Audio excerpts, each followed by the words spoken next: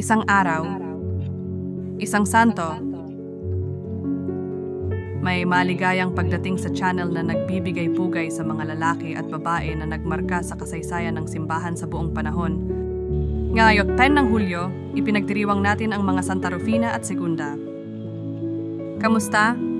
Ang mga Santa Rufina at Segunda ay magkapatid na taga-Roma na nabuhay noong ika-3 siglo.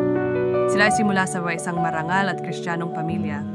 Sa panahon ng pag-uusig ng mga Kristiyano sa ilalim ng Emperador Valerian, sila ay naaresto dahil sa pagtanggi nilang talikuran ang kanilang pananampalatayang Kristiyano at magpakasal sa mga pagano.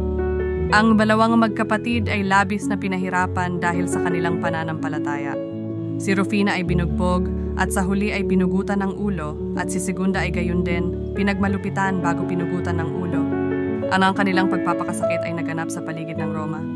Ang kanilang halimbawa ng katapangan at katapatan sa pananampalataya sa kabila ng matinding pag-uusig ay ipinagdiriwang ng simbahang Katoliko at sila ay pinarangalan bilang mga martir at mga santa.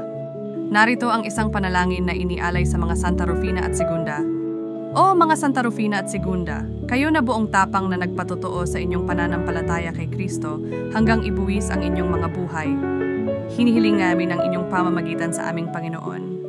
Naway ang inyong halimbawa ng katapatan at sakripisyo ay magbigay inspirasyon sa amin na sundan ang landas ng kabanalan at mahalin ang aming kapwa ng may mapagbigay at maawaing puso. Mga Santa Rufina at Segunda, ipanalangin ninyo kami at gabayan kami sa landas ng katarungan at katotohanan. Amen.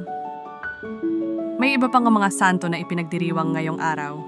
Ipakikilala namin sila sa aming mga susunod na video.